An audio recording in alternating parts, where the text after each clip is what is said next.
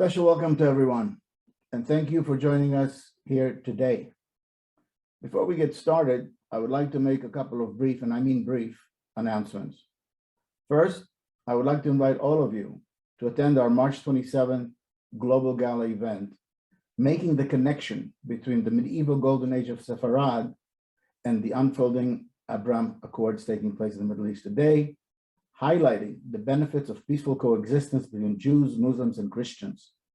We will be joined by several high-ranking dignitaries from the Gulf states, Israel, the United States, and Europe. Don't miss this extraordinary global event. I also wish to announce that we are considering resumption of our on-site destination seminars intended to bring the legacy of Sefarad to life. More on that at the end of this presentation. Stay tuned. Regarding today's event, please note that we are not using the chat button, and we ask that you please send your questions and comments to the Q&A button on your screen. The Q&A segment of our program will follow immediately after the main presentation. So now let's get started. My name is Michael Steinberger, and I am founder and CEO of Jewish Heritage Alliance, a platform dedicated to promoting the story of Sefarad to the world at large. Our alliance brings together global organizations, institutions, and individuals covering the private and public sectors, thereby creating a voice of the collective, allowing us to broaden our scope and expand our reach.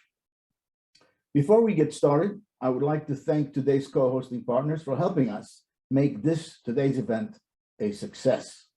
I would like to acknowledge and thank Museum of the Jewish People, previously Beit HaTfusot, the National Museum of American Jewish History, the Hadassah Brandeis Institute of Brandeis University, the Society of Crypto-Judaic Studies, American Sephardi Federation and its Institute of Jewish Experience, Fundación Hispano-Judaya, or the Hispanic Jewish Foundation based in Madrid, the European Jewish Community Center, the Miller Center for Contemporary Judaic Studies, Field Degrees Program in Judaic Studies at the University of Miami, the Jewish Learning Channel, also Kulanu, Reconectar, and finally, the Estudios Judaicos de los Tres Montes, or the Center of Jewish Studies in Tres Montes in Portugal.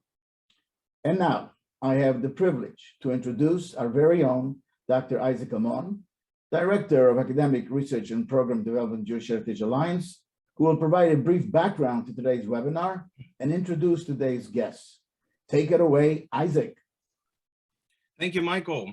Ladies and gentlemen, good morning, good afternoon, and good evening, and welcome to today's webinar, Sefarad, Hiding in Plain Sight, the story of Southern Italy's Bnei Anusim. On November 1st, 1478, Pope Sixtus IV promulgated a papal bull authorizing the Catholic sovereigns, Ferdinand and Isabella, to appoint inquisitors in Spain to ferret out heretics and reconcile them to the church. Its singular focus was Judaism, or continuing to practice Jewish rites and rituals in secret. The Supreme Pontiff's decision was to have enormous consequences, for the institution it spawned would last nearly 3.5 centuries on 5 continents. It would change the world. By the end of the 15th century, under the reign of the Grand Inquisitor Tomás de Torquemada, the fires of the Auto de Fe, or the Grand Act of Faith, lit up the skies across Spain as thousands of condemned crypto-Jews held fast to the faith of their fathers and died in the law of Moses. The Inquisition sought to eliminate continuing Jewish influence upon these so-called new Christians, Catholic converts of Jewish origin or ancestry, known as Cristianos Nuevos in Spanish, and thus sought to banish Jewish communities from their midst. To this great end, in 1492, following the capture of Granada, the last bastion of Islamic resistance in the Iberian Peninsula, Spanish Jewry was expelled en masse. While half converted to remain, tens of thousands of Jews departed Spain, shattering the unity of Sefarad and creating a global Sephardic diaspora. Following the 1492 Edict of Expulsion, or Alhambra decree, some Spanish exiles sought to transplant the legacy of Sefarad onto Italian soil. Prominent among them was Don Isaac Abravanel, diplomat, financier, and advisor to Ferdinand and Isabella, who had unsuccessfully attempted to overturn the edict. He led the contingent of Sephardic Jews who found refuge in southern Italy where he became a royal advisor in the Kingdom of Naples, later to be part of the Kingdom of the Two Sicilies. There, he also completed his famed biblical commentaries, which are studied to this day. Near the end of his own life, he predicted that the Almighty would include in the remnant of Israel those generations who were forced to conceal their faith. In succeeding decades and centuries, many Iberian Anusim rejoined their former Sephardic brethren on the Italian peninsula, forming a part of the Italian chapter of the global saga of Sefarad, which continues into our time. Yet this incredible generational survival of Italian and Sephardic Anusim was purchased at a great cost: widespread loss of property, limb, and life, and extraordinary secrecy, which deprived countless generations of normative Jewish beliefs and practices. Due to the Spanish crown's global empire, which included Mediterranean possessions, Sardinia, Sicily, and southern Italy, also known as the Mezzogiorno, the 15th century Edict of Expulsion drastically impacted the millennia-old Jewish communities of these regions, which dated back to Roman times. In a matter of months, however, they were shattered as many fled to the Ottoman Empire, whilst others sought refuge on the Italian peninsula, either as professing Jews who eventually migrated elsewhere, or as new Christians who wished to remain in their ancestral homeland. Tragically, any reprieve the newest converts hoped for would be short-lived, for the Spanish Inquisition soon arrived to inquire into the religiosity of these new Christians, or neophyti, as they were known in southern Italy. By 1541, expulsions and persecutions had led to an official end to Jewish life in southern Italy, leaving only Anusim there to bear witness to the age-old Jewish presence via memories, whispers, and traditions. In the end, despite the Inquisition's pathological obsession with uncovering and eradicating crypto-Judaism in the Mediterranean as throughout the global Spanish Empire, a remnant of the Jewish people and faith endured there, as it has in every time and place across the ages. As the late Cecil Roth, the 20th century scholar and editor-in-chief of the Encyclopedia Judaica, aptly observed, crypto-Judaism in one form or another is as old as the Jew himself. In the early 21st century, many Bnei Anusim in southern Italy, descendants of the Iberian and Italian peninsulas, seek to share their history and reclaim their ancestral identity. It is this story of resilience, rebirth, and redemption we share today. Our main presenter is Rabbi Barbara Aiello, who is speaking directly to us from her mountain village in Calabria, the toe of the Italian boot. A descendant of Sephardic Jews from Toledo, Spain, and the daughter of a liberator of the Buchenwald concentration camp, she was appointed Italy's first female rabbi in 2004. Born in Pittsburgh, Pennsylvania, she attended university in Pennsylvania and the George Washington University in Washington, D.C. She received her ordination from the Rabbinical Seminary International and the Rabbinical Academy in New York City. A spokesperson for pluralistic Judaism, Rabbi Barbara serves Congregation Ner Tamid del Sud, the Eternal Light of the South in Calabria, which is a member of the Reconstructionist Jewish movement and is the first openly functioning synagogue there in more than 500 years.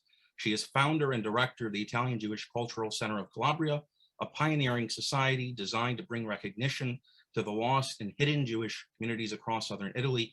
And in 2005, she conducted the first Passover Seder in Sicily since the late 15th century. Our second presenter is Professor Angela Yael Amato, Vice President and Education Chair of the Board of Directors of Synagoga Ner Tamid del Sud. She's an accomplished professional violinist holding a master's degree in music education from London's acclaimed Institute of Higher Education. She is a descendant of Bnei Anusim, who combines teaching and performing to create magic in venues across Europe. And Professor Amato has spoken and written extensively about her family history and the plight of southern Italy's Bnei Anusim. Rabbi Barbara, I turn it over to you. Shalom, benvenuto, and welcome, everyone. Thank you, Michael. Thank you, Isaac, and thanks to the Jewish Heritage Alliance for inviting us to present today. It is indeed our honor, and I am honored and delighted to bring the Jews of Southern Italy to all of you. And so my first question to you is this: have you been to Italy? And I think many of you are shaking your heads, but if not, there is something that we do know about Italy. All of us do. It is shaped like, that's right, this is my boot. It is shaped like a boot. And for the most part, when we visit Italy, we're drawn to Rome, Florence, and Venice. But I am located, as Isaac said, in the toe, roughly in the instep of the boot, in the little red dot right there. There's Naples, and then we go up higher to Rome and Florence. And the white little dots are really important because they represent literally hundreds of little villages, all of which have a historical Jewish presence right here in the south of Italy.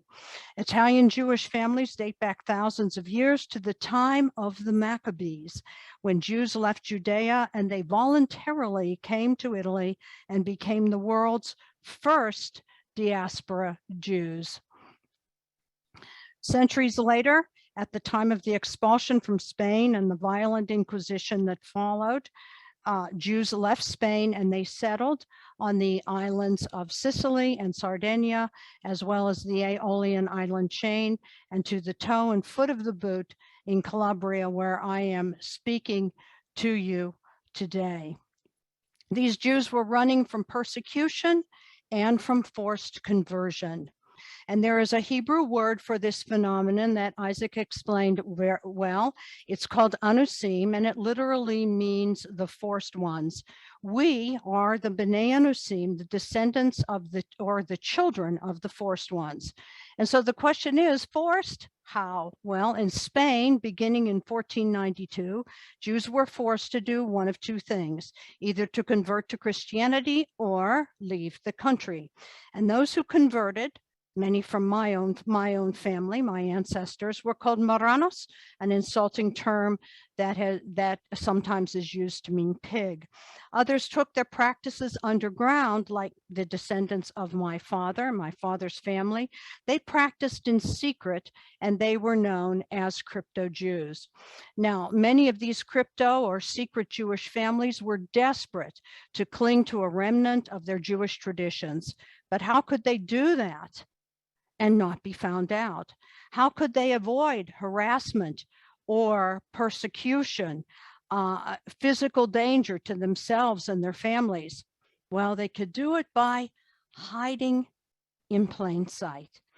So come with me and with my colleague and my dear friend Angela Yael Amato, as together we investigate the Calabrian mountain towns, along with my own little village called Sarastretta, to see with our own eyes the remarkable things that my Jewish ancestors did to keep their traditions alive, to demonstrate in a subtle but definitive way there is a Jewish presence here. Let's start with the village of Necastro. Let's go. Yes, full disclosure, that is not my Vespa. That is my cousin's Vespa, and when I do ride one, I do have a helmet on. So I just wanted to point that out to you, because we're going to begin in the village of Necastro, the old city center that was the heartbeat of Jewish life. And now we'll take a look at the King Frederick's castle. There we go. Yes, this is the castle of King Frederick II.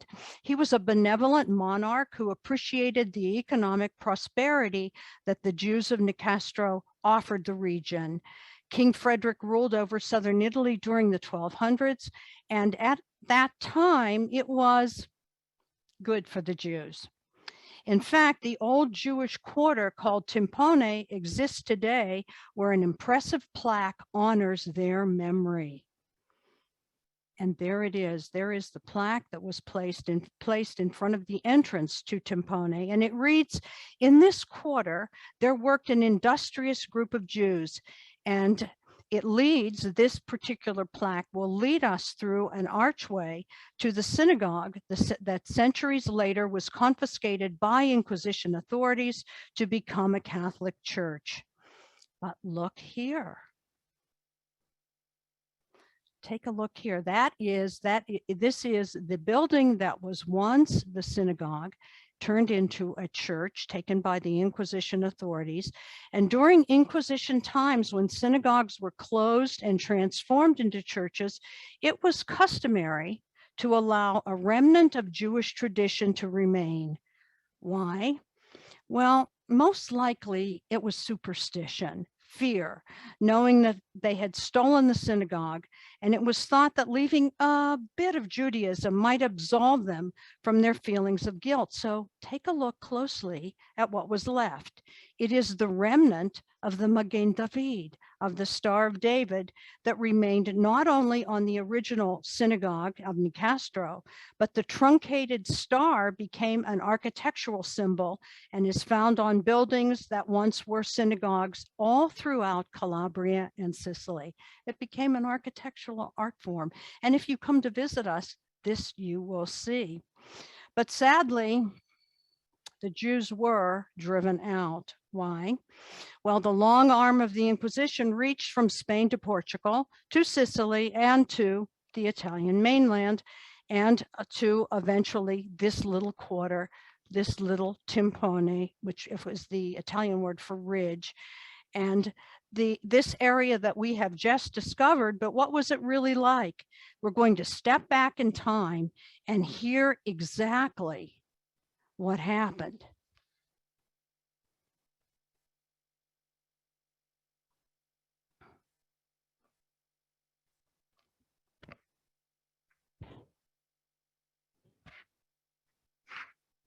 Grazie Dio, Baruch Di, now I can talk to you. Per favore, scusami, for my appearance. I left in great haste, and I did not have time to find another covering, so I used this, the blue scarf that we Jewish women of the South were forced to wear when we ventured out from Timpone, the old Jewish quarter of Necastro. Blue, bruta, awful, how I hate it. It is the color that prostitutes must wear. And then when the persecution began, we Jewish women, well, we were demeaned and made to wear the color of disgrace. Male, bad. How bad has it become for us Jews of the South? I will tell you how bad. After many years of tranquilita, when we Jews were respected for our lending of money, for our honest dealings with our neighbors, and Jews and Christians both, the bishop, he stopped our work. Last year, in the year 1623, in Necastro, in my home, and in the nearby towns of Catanzaro, and even in Tropea, the whole south, it was devastated by la terremote, by earthquakes so bad that rocks covered the land. The people, oh mio Dio, they lost so much. They came to us. They came to the Jews to help them to begin again. Of course they come to us. We Jews, we were the moneylenders, and we took our responsibility to the community very seriously. Come, we said, we will lend you the money that you need to buy seeds, the money that you need to buy the little plants. Our rates were low, we helped everyone. We turned no one away. But then come the authorities. They create a new società, a new group to lend the money, charging their suffering neighbors double, triple the rate of interest. And then, what do? They force the Jews to stop their work as bankers to the poor. They force us to flee. But as we are leaving our beloved Timpone, our Jewish quarter, where never once we were locked inside the gate, once again we are required to wear the hated blue for the women and the orange patch, the rotella, for the men. Tui. Our Christian neighbors, they cried out to us. Tears fell from their eyes. Ibrei, they cried, non lasciarci. Jews, please, Jews, don't leave us. Help us now, as you helped us before. How I wanted to stay, but we knew we could not. Now, after so many years of good, So many years of il bene, now the South. It was bad. It was bad for the Jews.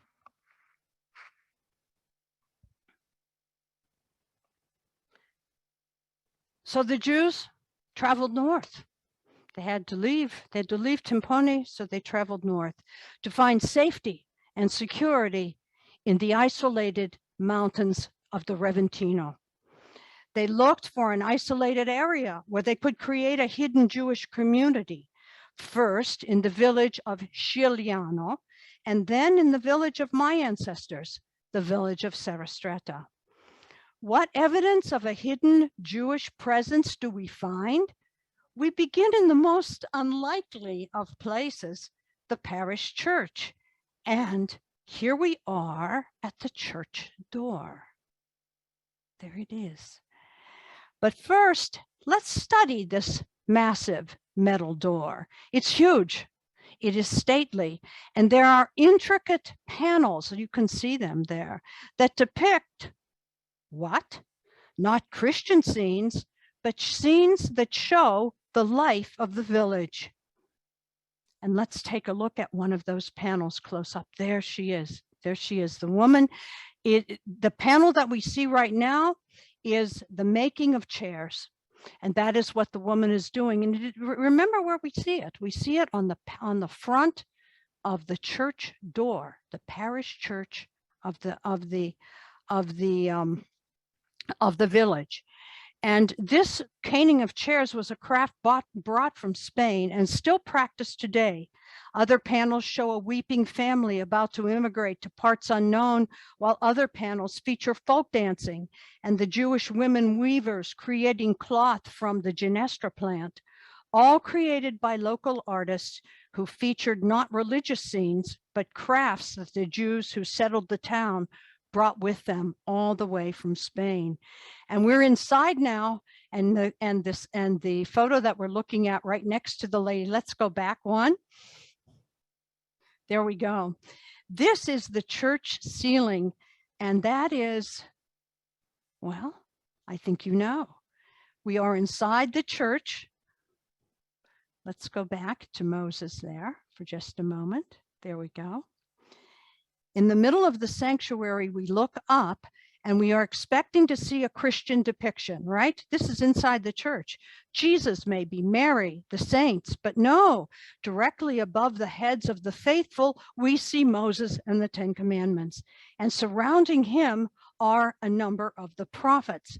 Calabrian artists whose families were once Jewish, they created this beautiful fresco, and it was their way of saying Jewish tradition is not lost. Later on, when Jewish families felt more secure, they decorated the cortile, the courtyard in front of their homes with, and we'll take a look at there we go. There it is again with the Magen David. I've lived here in this village for 15 years, and hardly a month goes by without a local approaching me. Rabina, Rabina, they say, come and look. We're working on restoring an abandoned house. Come and look what we found. And yes, the workers have uncovered another Magen David, another Star of David, which is often hidden under ceramic tile, wooden boards, concrete, or even astroturf, strong evidence that Sarastretta's Jewish presence was everywhere. And as was the case in dozens of villages throughout these mountains, the Inquisition authorities were indeed relentless. They pursued the Jews and they eventually found us, taking our synagogues and transforming them into churches. The synagogue here in Sarastretta suffered the same fate.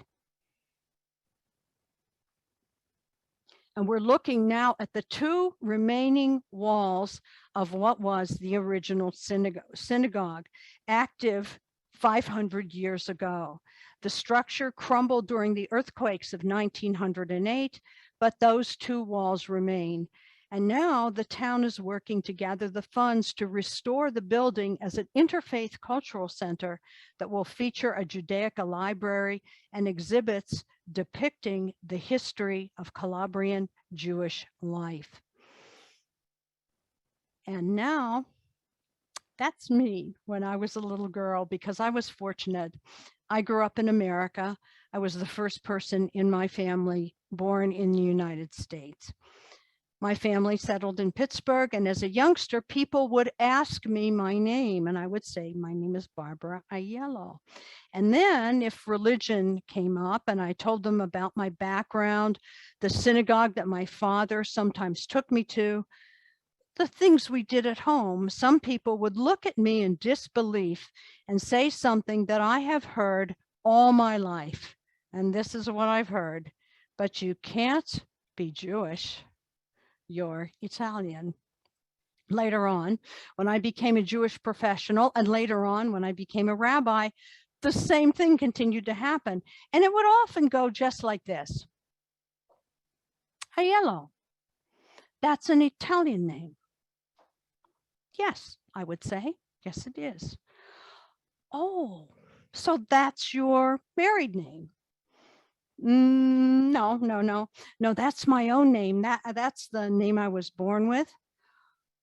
Oh, okay. Now I understand. You're a convert. Well, no, I was born Jewish. Oh, I get it. Your parents, they had a mixed marriage. Your father was Italian, but your mother was Jewish. No, both my parents were Jewish. Oh, really? Well, what was your mother's name? Elena Siciliano. But that's Italian. Yes, my mother was from Sicily and my father was from Calabria. Their names were Siciliano and Aiello. But those are Italian names. How can you be Jewish? Oy vey. And now we're going to take a look at some surnames, not just Aiello, but there they are on the screen. And these are surnames that have a rich Jewish history. And I would like to read these to you: Spagnolo, Vita, Bonanno, Sacco and Zacco, Catalano, Romano, De Fazio, and Di Fazio, Sacerdoti, Ferraro, Ferrari, Ferro, and Ferranti, and finally, Aiutami Cristo. Well, did you know that these were Italian names with Jewish heritage? Well, I'll explain a little bit to you. Spagnolo, of course, was a name that many Jewish people adopted as they ran from persecution. And the reason that they adopted a name like Spagnolo, of course, was that they were from Spain. And this was a way of indicating to other families that they were not originally Italian, but they were from Spain, and this was a way of finding one another without being obvious. Now, how about Vita? A lot of people in the United States and around the world have the surname Vita, and Vita is a translation from L'chaim. L'chaim we say when we make Kiddush, and then we say alla vita, to life. And so names like Vita, La Vita, Di Vito, Vitale, these are all translations of a Hebrew word, as is Bonanno from Shana Tova. And there's a surname Aprile, which is very common here in South Italy, and that is a translation from Nisim. Now, how about Sacco and Zacco? Now, that is a combination of Arabic for almsgiving, and which would be zakat, and tzedakah, which is Hebrew. And Sacco is one of my family names as well. Romano, some of the first Jews brought to Sicily were Roman slaves. And when they were given freedom, which actually was, they were given the opportunity to be indentured servants, they needed a surname in order to participate in society. So they took the surname Romano. Catalano, once again, like Spagnolo, coming from Spain. Now, I think you probably know Sacerdoti. You're saying to yourself, no, I don't, but you do. One of the most common of all surnames in Ashkenazi tradition is Cohen. Sacerdoti is Italian for Cohen. Do you know a Ferraro, a Ferrari, a Ferro, a Ferrante? Very common. That is because the ironwork, the beautiful wrought ironwork that was done in Spain, and you can see them here in South Italy in the balconies, which are historically preserved. The intricate wrought iron were done by Jews. It was their artigianato, it was their craft. And they were called the ferro, which is, of course, meaning metal worker, Ferraro, Ferrari, and Ferranti.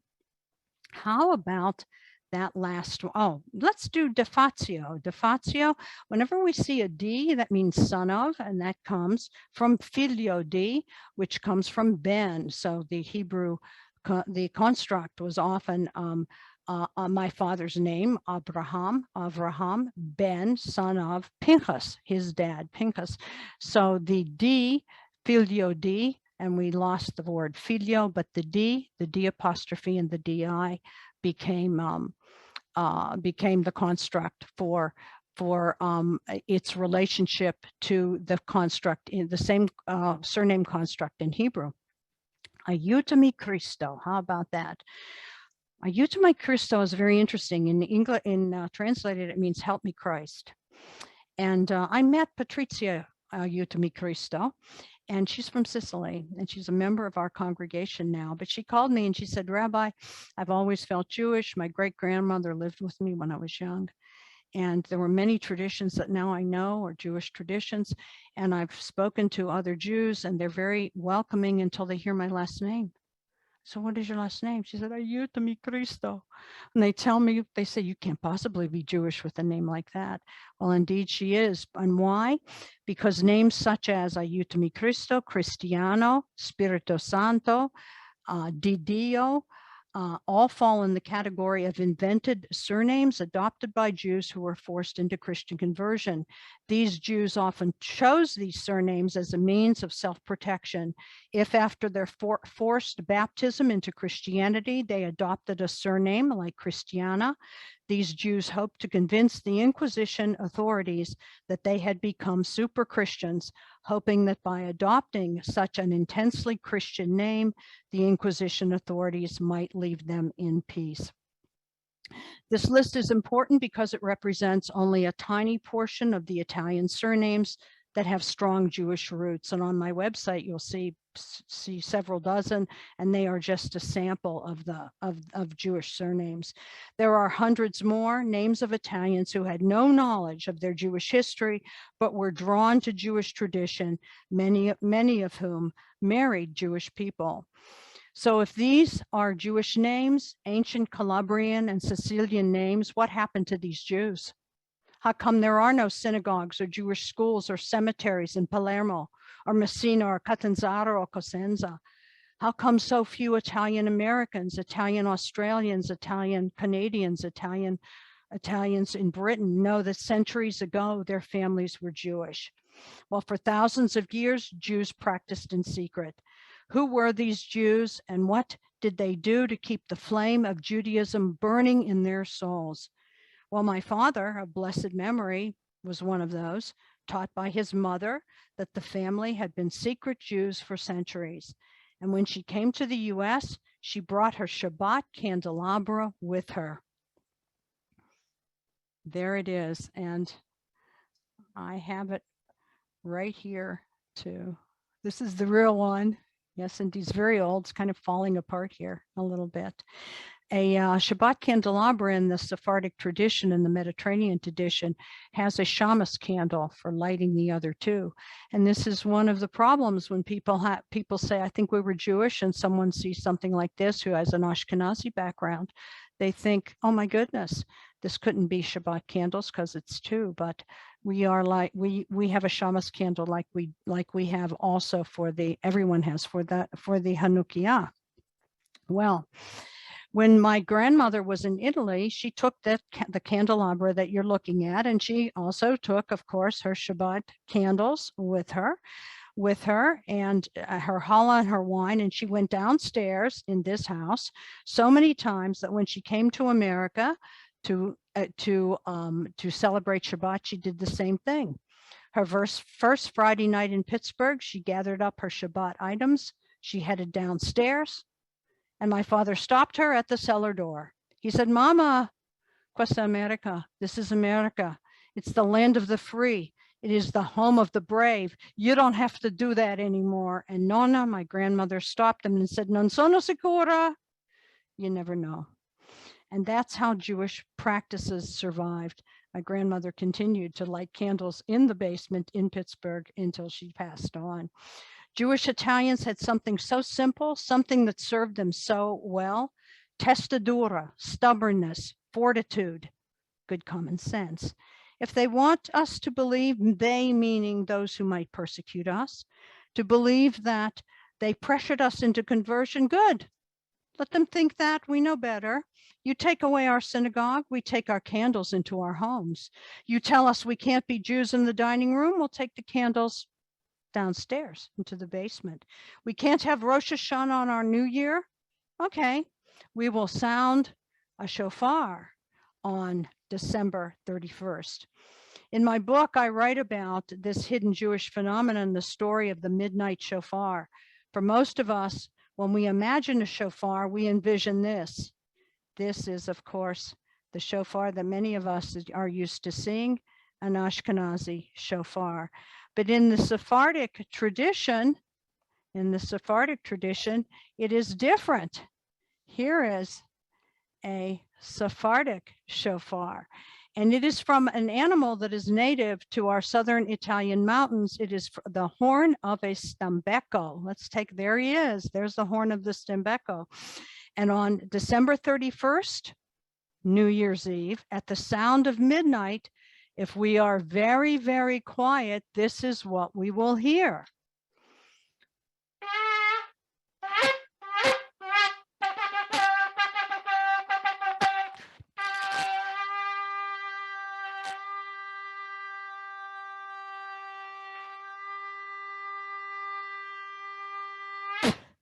We'll hear a gadolah, right? The very, very big sound. And we'll hear this throughout the mountain communities.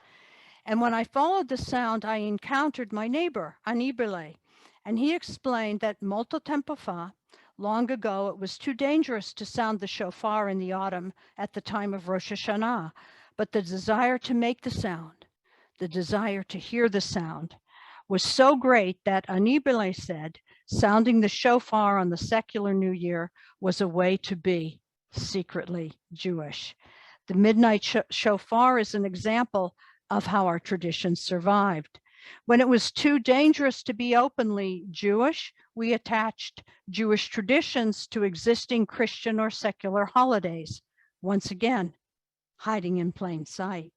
So what about Passover? We can't call it Pesach. We have to say Pasqua, and we'll eat paniazimo, unleavened bread. And when you ask us why, we'll say per la Pasqua dei Ebrei, for the Easter of the Jews. But we will celebrate Seder Hamishi. And there we are celebrating Seder Hamishi. It is the fifth night Seder, and it is a Passover Seder that is held literally on an off night. Why? During the time of the Inquisition, brave Christian families offered a room in their home so that their Jewish neighbors could have Pesach, far from the suspicious eyes of the Inquisition authorities, who were snooping around town on the first night of Passover, looking to trap crypto-Jews who were observing Pesach. So at great peril to themselves and their families, Christians made it possible for their Jewish neighbors to observe. And we have revived the Hamishi Seder as a tribute to the descendants of Christian families whose courage allowed our traditions to survive. And Katerina, the young woman that you see next to Joe, who is washing his hands, comes from one of those Christian families from this area. We'll put a red string over our baby's cribs, but we won't say that it's a Jewish tradition from the Kabbalah. No, that's a little bit dangerous. Instead, we'll say to keep away Right, the evil eye. And when we break an egg into the bowl and we see the blood spot, we'll be sure to take it out, not because it's a kosher tradition, well, we can't say that, but because it isn't healthy.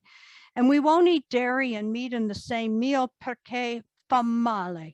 It's not good for digestion. And when dinner is over, we'll sweep the floor to the center of the room, never toward the door, out of respect for the mezuzah that was once there. No talit, no prayer shawl, no problem. We will take our profession of weaving and dyeing fabric that was almost exclusively done by Jews and secretly make our own religious garment. This is the weaver, Marissa Leone. She's on the right there. And she has been weaving shawls from Ginestra, or what we would call broom, a local fiber. And she's been doing it for years, carrying on the tradition of her great-grandmothers. Marissa discovered her Jewish roots, is proud to tell visitors that no matter what she weaves, there is always a thread of blue visible in every piece.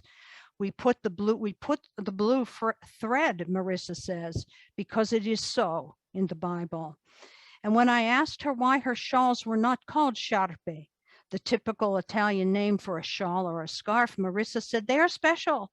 They are called vancale. Vancale is a dialect word that means the embrace of God. And this is Marissa, who is trying on a talit for the very first time, and I am wearing the talit that she had just finished weaving for me. And so it goes. Over the decades, centuries really, we took our Jewish traditions into our homes and our hearts. And slowly, first for safety reasons and then for cultural reasons, the religious meanings of these rituals were lost and our Jewish customs became family traditions and nothing more.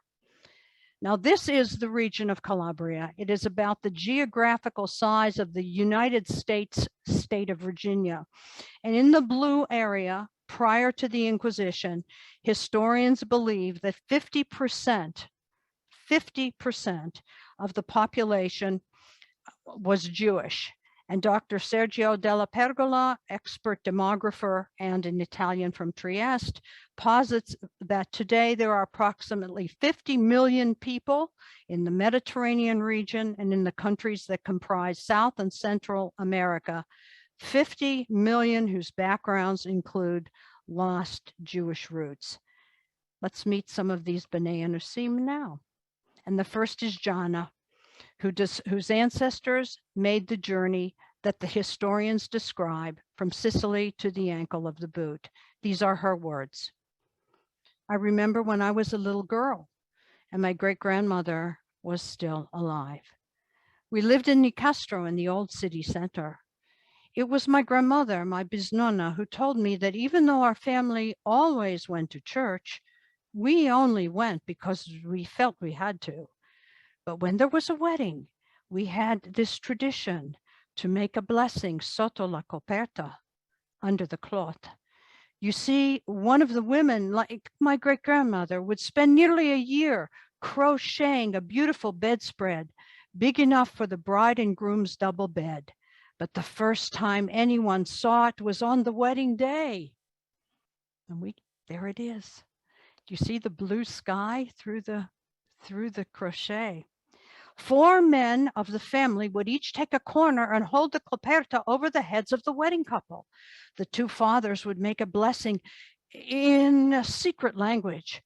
Later on, when I came to the synagogue and heard Rabbi Barbara sing the wedding blessings, I recognized chatan, that's the word for groom, and kala, that's the word for bride, Hebrew words. The blessings I heard as a child were in Hebrew, the language of the Jews. At first glance, this appears to be, I used to look at it, it's a kind of broken up here, a Bible, right? It is a Catholic Bible printed in Italian, and it is quite old, as you can see. Look here, see how the spine is ripped off from the book? And some of the pages even are stuck together. They're victims of the humidity, that plague our mountains. But what is so special about this Catholic Bible is not what's inside, but what is missing. My great aunt, Angela Scalisi, sister of my grandmother, was determined to keep Jewish traditions alive, which was nearly impossible to do, mainly because all vestiges of Judaism, not just synagogues, but all the Judaica and the holy books, were destroyed by the Inquisition authorities centuries ago. Jewish traditions were lost, and as the centuries passed, it was more and more difficult not only to pass along traditions, but worse, to even remember what those traditions were. But Zia Angela, she was determined. She knew the Catholic Bible contained the 5 books of Moses, what was known in our mountain community as La Biblia Hebraica. And from somewhere she had heard those same 5 books were called Torah. And there, take a look at this. So Zia Angela took the Bible and carefully cut out Genesis, Exodus, Leviticus, Numbers, and Deuteronomy. And look what she did. She sewed them together to make what was for Zia Angela the only example of a Torah that our family ever had. And with these stitched pages, Zia faithfully read the Torah stories to her grandchildren, story after story of Abramo, Sarah, Rachel, Jacobe, and with practically nothing in hand but a needle and thread and determination. And here it is. Here's the real one right here. And with nothing in hand, as I said, but her determination, Zia Angela made her very own handmade Torah and single-handedly kept Jewish traditions alive for our family. And now it is my great pleasure to introduce you to Angela Yael Amato, who, like me, is a Bat Anusim who has discovered and embraced her Jewish roots. Angela is an accomplished violinist. She was born in Naples to parents with hidden Jewish heritage. She studied in London, married there, and is mother of Alessandro, who became the very first bar mitzvah in our synagogue community. And we'll see, there he is, becoming a bar mitzvah. Angela, look at you. You're so happy and proud. And we are too. Welcome, Angela. Welcome. And Angela, tell us a little bit about the Passover Seder in the town of Vico Equense, near the Bay of Naples, the town of your grandfather, because I believe it was that Passover Seder that opened your eyes to Jewish traditions. Well, in this area, which is not far from Castellammare, they arrived from Sicily, and another bunch of this kind of Anusim, converted Jews from Spain. They came from the other side of the mountain, which is Amalfi. And for the same reason that people went up, the mountains in Serra Stretta, also these communities, they had to hide up the mountains. And they hidden there, and they kept secretly the traditions. My father's mother, Teresa Longobardi, she was one of those. I got in contact after I came back from London, and I was in contact in London with many Jewish communities. But when I came here, I found out the history of the Jews of South Italy. And I've been privileged to be invited by the Anusim community, because there is an Anusim community in Tar, which keeps a lot of the traditions in a very hidden way, but also very openly. Like this one, Passover one, is completely the same like you would do in the synagogue, only with old traditions. And they do what really struck me is that they did this charozet, exactly the same, with the ingredients only from their gardens, which they all have. And they call it carosetto, which is their own traditional name. And all the way to lead the service, Pesach Seder, is very Sephardi. The cooking style, the way of, sharing things, and the way of having only their products from their gardens. Speaking of so that cooking, everything is. Oh, I'm sorry, Angela. I was going to say, speaking of cooking, tell us a little bit about your father's Jewish heritage, which I believe took place in the kitchen, right? Yes, yes. I must say that my father's heritage came from Spain directly.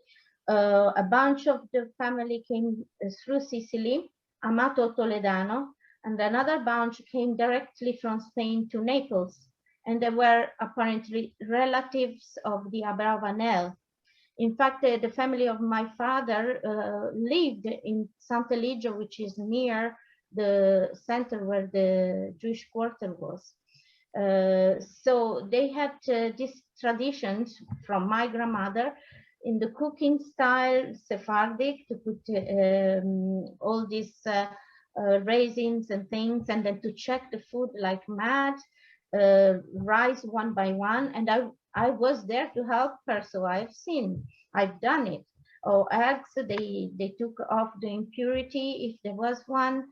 Then, to wash all the vegetables with lemons, which is like a netilat yadayim. Or my father, myself, I've seen with my eyes, once in a year he would do the chametz, like cleaning all the stoves, everything, and glasses and everything to eat, completely boiled.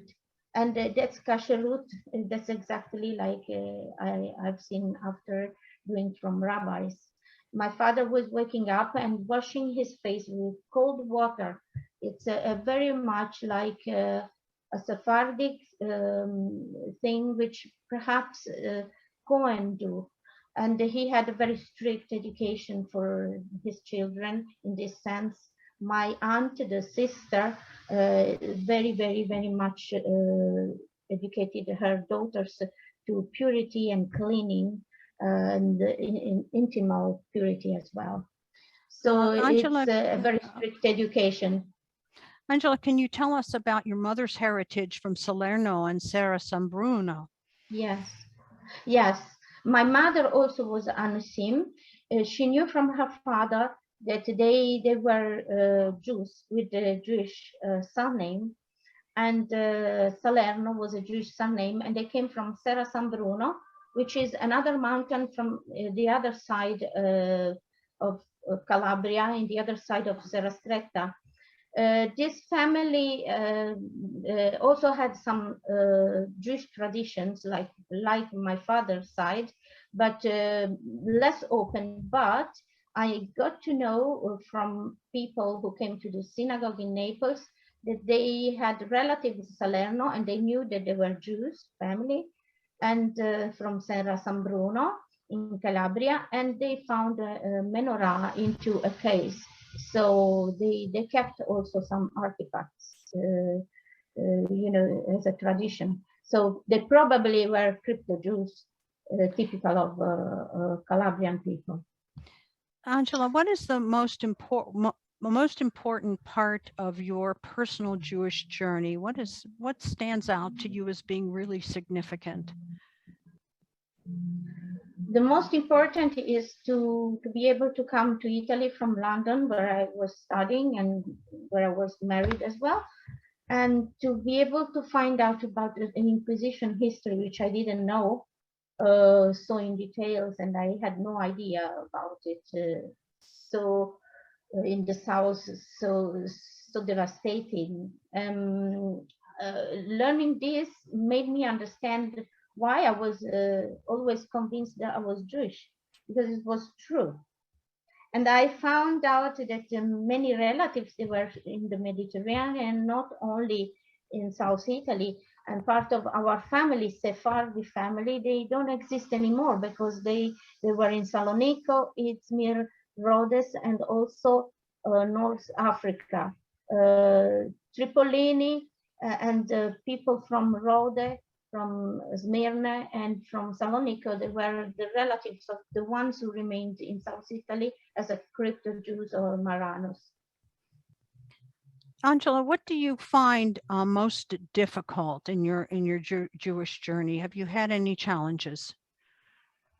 Yes, I had the challenge to be recognized as an Anusim because both Orthodox and liberal movements, they don't acknowledge it. Probably because the Ashkenazi tradition is stronger and they don't really know this history, or they don't really think it's worthwhile, or they just don't know it, I believe. And so I found myself, in a position where I was convinced that I had to come back with a different tradition, but I didn't want to, because I had those ones, Sephardic tradition, which were very, very old, and I didn't want to lose them. And what advice would you give to those who are exploring their Bnei Anusim Jewish roots? I think a lot of the people that are with us today are thinking about, what should I do? How do I approach it? And you certainly have a rich history of having done just that. The most important thing to do is to go to a Sephardi rabbi or to a Sephardi community, because they are the only ones who can understand, who can recognize, who can be closer, and especially to let you come back within your own traditions, which is exactly what one wants and exactly necessary. So it's just unfortunate that a large population of Sephardi people has been killed in the war. So, but there are few in the America and Mexico. There are a lot of people. There are in the Mediterranean. There are in Istanbul. There are Tripolino, and also in Calabria we have Rabbi Barbara, of course. Doesn't matter the movement. It's important the rabbi. Angela, before we move on, I look at this picture and I remember the wonderful bat mitzvah. You want to share a little bit about what that bat mitzvah day was like? Yes, it was a striking that my son could read from a sefer and hold it. It was emotional. What struck me a lot was the washing hands outside in the garden. And it was, I remember, old style. Yeah, it was very old style. That's true. And I remember when I first met Alessandro, he was what, 4 years old, 4 or 5 years old. And Angela, you brought him to Milan when I was rabbi there to be part of Sunday school and to learn. You took a tremendously long journey to make sure that Alessandro had a Jewish education. And he is an accomplished cellist too right now. He's a little older than that picture, right? Yeah. Thank you, Angela. Thank you so much. Thank you so very much. Angela speaks eloquently about her feelings that I would characterize as perseverance and determination to continue to search for our lost traditions, and then to highlight those traditions for Italians with Jewish roots. In fact, my own grandmother, Felicia Scalise, was determined to maintain the remnant of Jewish practice that was passed on to her by her parents. And these are there they are, it's my great-grandparents. That is Saverio Scalise and Angela Rosa Grande. She looks very long-suffering, doesn't she? They were crypto-Jews who traced their Jewish heritage back to Toledo in Spain.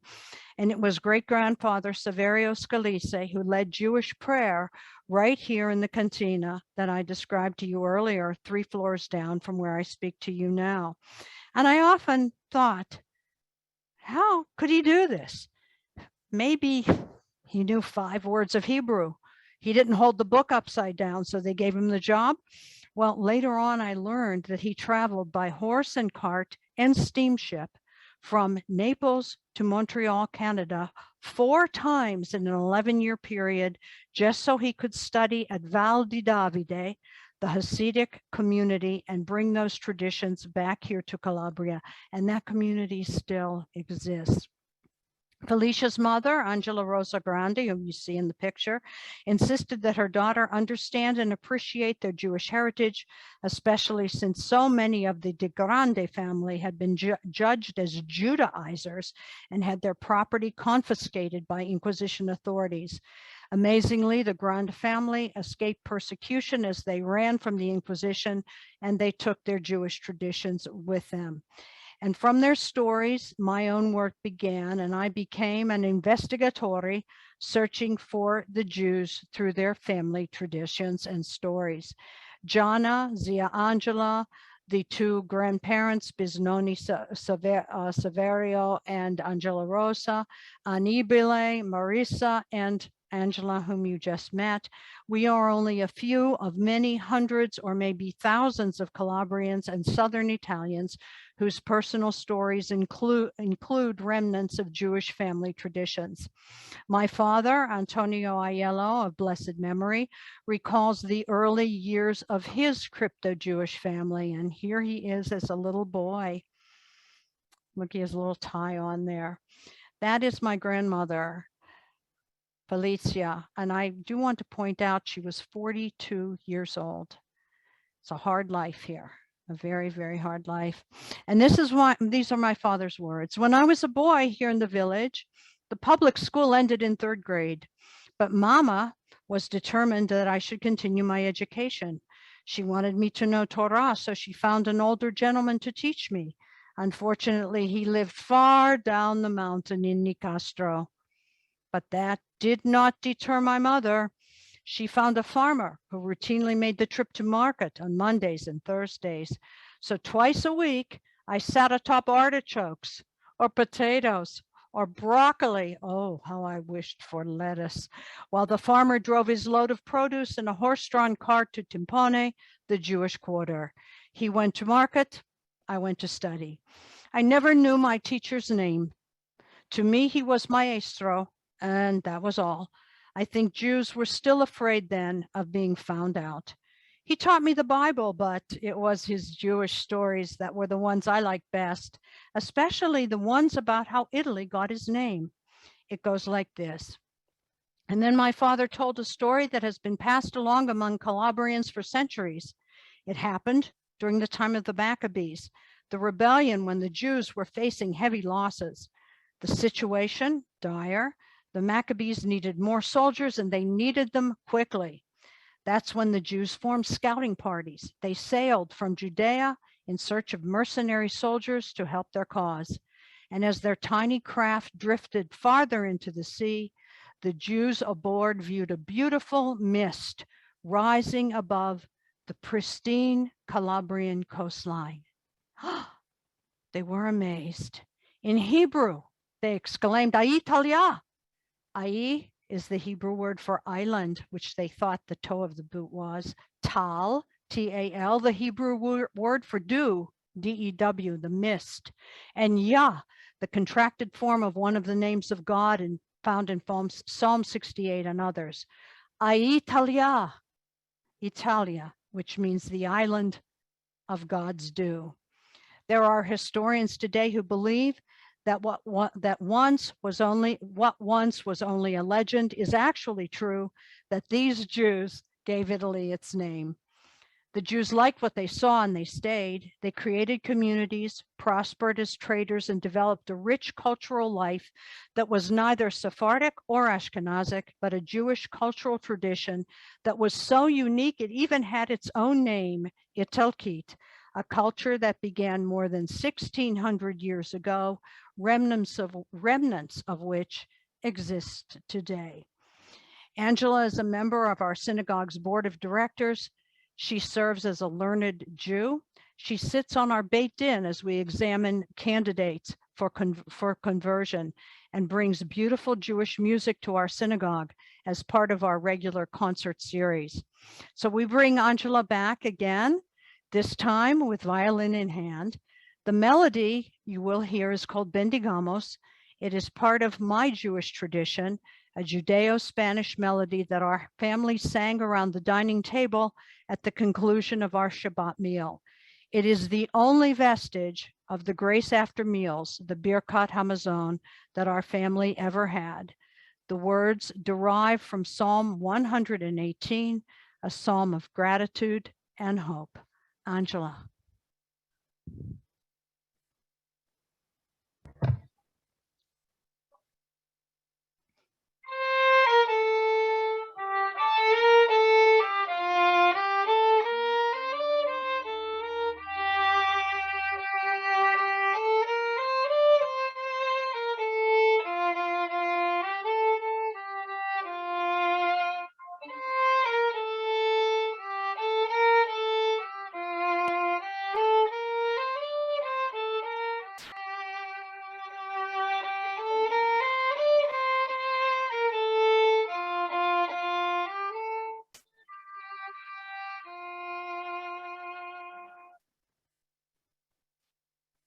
Thank you, Angela.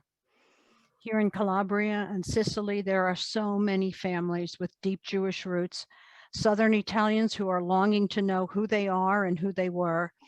So it has become my task to look beyond the superficial, to remember that being Jewish is less about names and noses and more about the soul of our people. Like all lost and isolated Jews, the Jews of Calabria and throughout South Italy represent a special and crucial opportunity. These are people who at first glance seem to be outside of what we assume as the normal or usual Jewish experience. But my years here in Calabria have taught me to listen not only to the historians who now have begun to acknowledge the strong Jewish presence that once stretched from ankle to toe along the Italian boot, but also to listen to Calabrian people themselves who have clung to their ancestors' traditions even when they weren't completely certain about the what or the why of their practice. But now we know. So the next time we Jews meet an Italian who says, you know, I've always felt close to the Jewish people and I've always felt a pull and I've always, does it sound crazy to you? I feel Jewish. You can reach out with an open hand and an open heart, and you can say you may feel Jewish because long, long ago, your Sicilian family or your Calabrian family may have been Jewish. There are ways to explore your heritage, ways to learn more about who you are and what you and who you were. And around the world, there are organizations, synagogues, and individuals who will support you on your journey. Bentornata a casa. Welcome home. Thank you. Thank you. And now I'll turn it over to Isaac. Actually, I'm going to take over right here. Oh, Michael, I'm sorry. I turned it over to Michael. That's Thank okay. you. You've really been involved in your story, so I understand that. First, I want to mention to everyone, because I know we've had some issues and we had people that had problems coming or people who came late. So this is being recorded and it will be available in the next 24 to 48 hours. So you can watch this in its entirety. And before we get into the Q&A section, I do want to thank Isaac for his program introduction, which was very necessary. And special thank you to Rabbi Barbara and Professor Angela Amato for a mesmerizing presentation.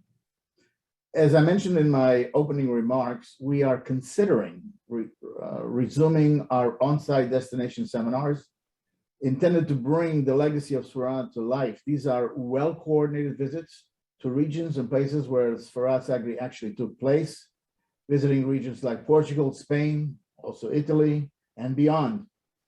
All these programs are led by academic experts, some of whom you have come to know via our educational webinars, or you will get to know them. We would like to get your input if you are interested in such a program, especially at this particular time, and ask you to please click on the questionnaire link we provided on your screen, or copy the link and do it later. Your input will be much appreciated. We thank you for that. And just before turning over to Isaac, I would like to announce that responding to your interest, Jewish Heritage Alliance, in collaboration with several leading universities around the globe, are launching a very special multi-year educational webinar series called At the Crossroads of Sefarad. This is going to be a program consisting of 44 segments detailing the Sefarad legacy sequentially from beginning to present day. These educational events are presented by academic experts in each of the topics presented. We plan to launch the series in May. Please look for our newsletter. Meanwhile, we ask for your support. As you know, Jewish Heritage Alliance brings you informative and entertaining educational webinar programs year-round. We ask you to support our efforts so that we may continue providing you with excellent educational webinars. Please take a moment to copy or click onto the donation page appearing on your screen. We thank you for your continued interest and support. And now, back to the Q&A segment of this program, and back to Isaac. Thank you, Michael and Rabbi Barbara, Angela, for this intensely personal yet professional and comprehensive overview of this saga of Sephardic and Jewish history. Let's start with, and we have a number of questions, and unfortunately we can't get again to everything, but we will do our best, if not today, to reach out to the questioners via email. The Inquisition, of course, from Iberia, it came to Italy, it went around the globe. And so, Rabbi Barbara, I'd like to start off to ask you, what do you think accounts for this, as I put it, a pathological obsession, but this extraordinary fixation with eradicating crypto-Judaism wherever they went, as evidenced in southern Italy, and correspondingly the intense measures and the extraordinary hold that many of these Anusim had to remember their family histories and traditions? Well, first of all, when in terms of my own study about the traditions going back to Spain and Portugal, one of the things that I learned was how difficult it was for Jews to own land. And so as a result, they became the doctors, the lawyers, the teachers, the engineers and architects, and they became, and of course they began educating their children at 3 years old, so they were quite accomplished in terms of in relation to the rest of the population. And so when Isabella and Ferdinand decided that they were going to persecute these apostates, I don't think it had anything to do with religion. I think it had to do, I think religion was a cover for stealing the wealth of the Jewish people. Because when we look in some of my original material, Inquisition records, not only do we find what happened to the family when they were, or an individual, when they were arrested and tortured and sometimes strangled before public burning, sometimes burned alive without the strangulation, but included in these descriptions were the amount of gold and precious metals, the il bene, the property and money that they took from the Jews, and it was significant. It was significant, and oftentimes it is listed in the Inquisition records that our team here in the Cultural Center studies. Hanging on to traditions, the light and the neshama, the light in the soul. And my father said something to us children that I think others have heard as well.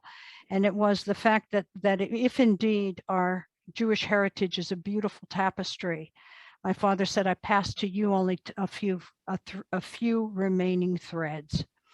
But they were so important and so much a part of their lives. And also the fact that people continued to do things without knowing what they were, but they were so attached to their culture and their traditions, which many Europeans are, and that was a benefit as well. No, thank you for that. And so going to the soul, going to this idea of, again, the soul of a Jewish soul in Anusim. Angela, how is your process of return? You touched upon it, but how was it received by family and friends? Well, was normal because a lot of people, they they didn't see me changing much. I just was doing something like before, just more consciously, and it didn't really change anything. Only live openly Jewish. That's the only big change. Nothing else. The education was already mostly there. Some traditions, they were mostly there. So just to become conscious, they were Jewish traditions. And so going with that, you both, of course, are at Congregation Ner Tamid del Sud. If you could tell us a little bit more about the congregation, the current status, and are there other openly functioning or active synagogues in the region and perhaps other provinces nearby that, again, are bringing about a resurrection of Jewish life in the south of Italy? We are the first and only synagogue in all of Calabria in 500 years since the Inquisition. And we are one of only 5 non-Orthodox communities in the whole country of Italy. And we are the only standalone synagogue building among those 5. And